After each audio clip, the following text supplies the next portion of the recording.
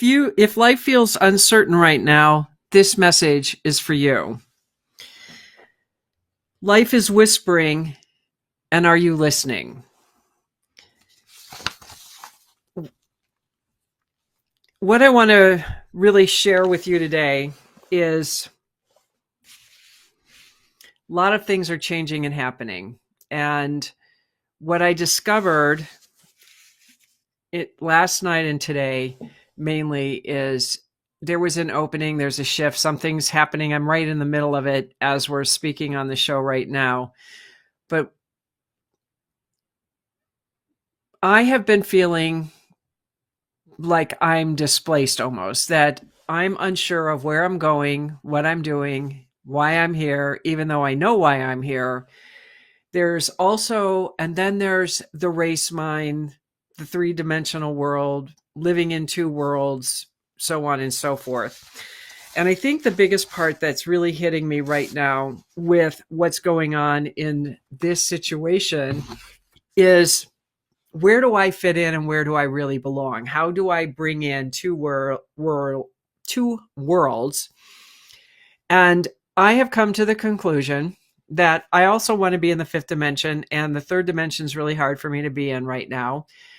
And there were a couple of things that happened, and feeling like I'm not sure where I belong, and then feeling like, well, I'm not making enough money. I'm freaking out. I have all these business jobs that are coming up. We got 3 more jobs today. I mean, again, Spirit has taken me to a whole new level of trust and surrender. And I realize the definitions that I'm supposed to write about or bring about of what the words really mean. I'm understanding that I am actually walking through that right now. And I was talking to a friend of mine yesterday about a lot of different things that were just happening and going on. And we ended up talking about the element of me being the doorway. And there were some interesting messages that came in because of that doorway. And I brought all this in, started in probably 2008 when I started anchoring it in, but I was made aware of it probably when I was around 40, 42, somewhere in there. And so more clarity is coming in around it.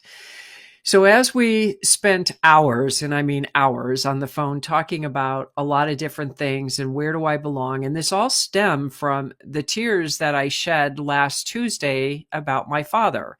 And it wasn't that I was crying for him, it was the release and the freedom, the untethering, the termination of contracts that they're finally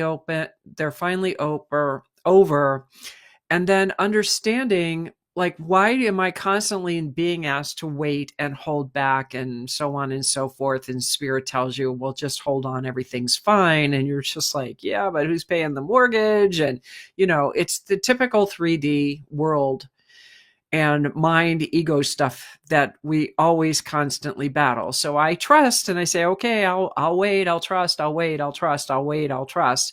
And I did. Now, I also had an issue with my vehicle that I thought I blew the gasket on my exhaust system because it's really loud and not sure what's going on. And I'm supposed to be heading up to Wyoming next week for a month doing a job. And so I was like, I have to take it in. There's no getting around it. I have to take it in. And I'm thinking I got a $5,000 bill because that truck usually costs me $5,000 every time I take it in for whatever I'm taking it in for. And the gentleman sends me what's wrong with the vehicle, and it's cost me $200. And I was shocked. And I was like, thank you, thank you, thank you.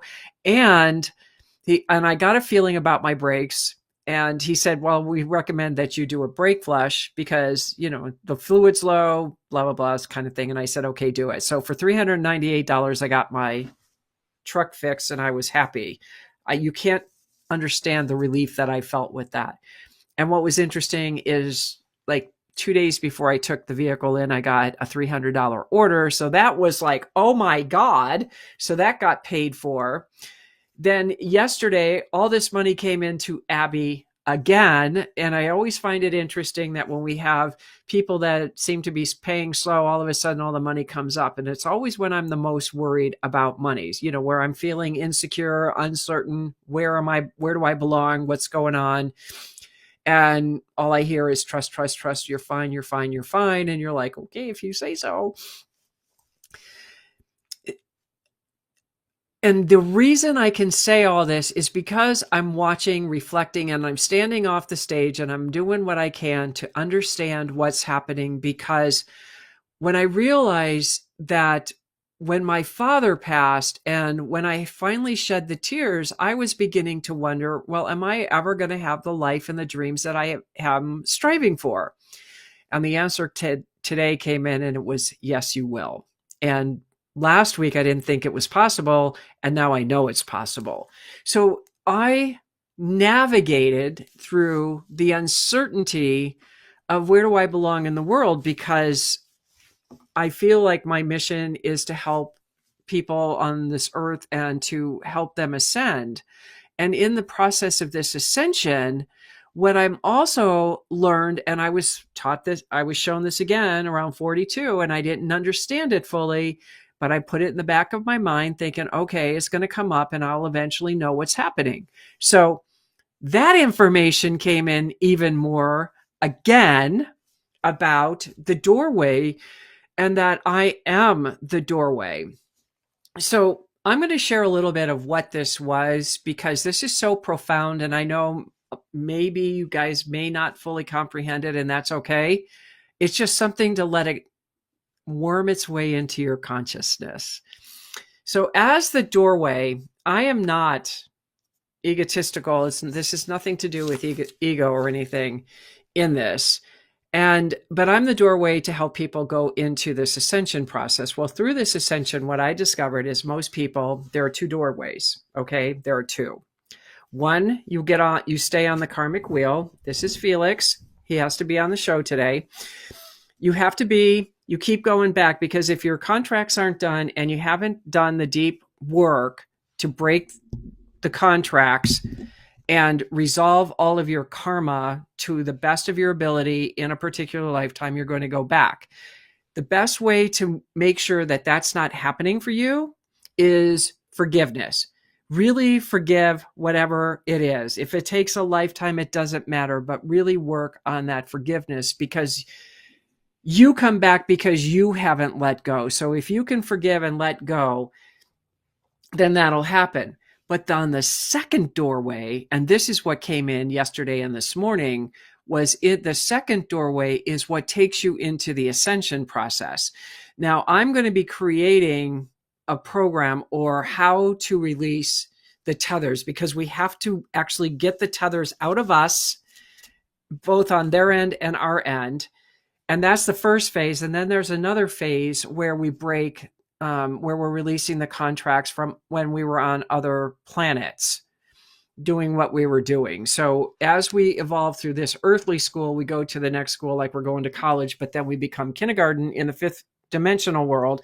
And then we go up into, and then we start going through the school process, and then you go in. So you're actually becoming like a PhD in whatever this embodiment thing is. So the second doorway is that. And what came up was my mother, who was in a very dark place, and I didn't know if she was going to find her way back to the light, because if she didn't, she would have been destroyed. And that is really a very valid thing. This is very real of what's going to happen if we don't start working through our stuff.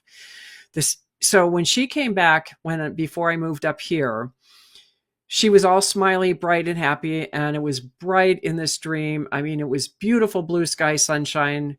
It was real. I mean, this was one of those very lucid dreams. And she was like, hi, I'm just here to say I'm okay. How you doing? And I'm like, you can't come in. And I was very upset that she showed up. And I was also like, you're not coming back in. We're done. And when I was talking to this friend of mine yesterday, she was saying Spirit kept knocking on her door saying, you really got to tell her this. And she's like, I will, but we're not there. So they wouldn't let her forget it. And she said, well, your mother was trying to go through the doorway. She was trying to come into my house, and you said no.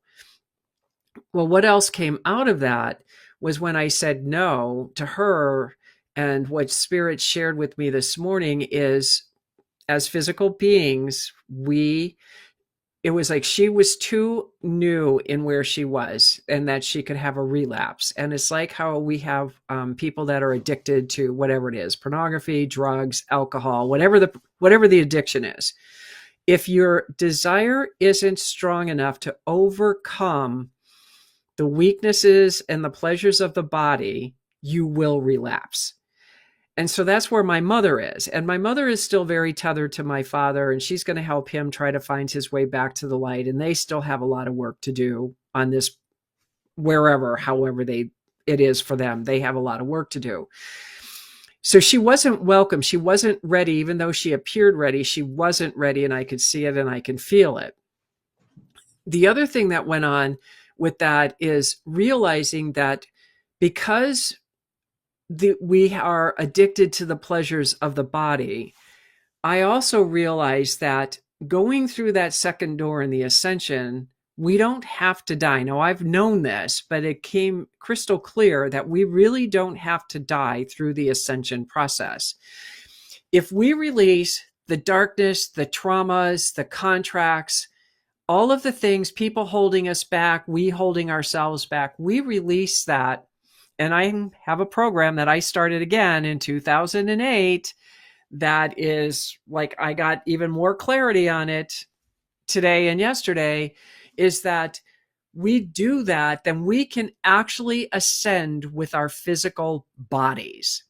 Now, most people don't realize that we can ascend that way, but we can. I mean, if you think about it, they claim that the Virgin Mary ascended in full embodiment. She didn't die. Jesus died, but they claim that Mother Mary did not die. She ascended in full embodiment. So that's kind of where we're looking at possibly going. And for some reason, I have been chosen, obviously by myself and by the other powers to be, that I'm going to be taking people through this.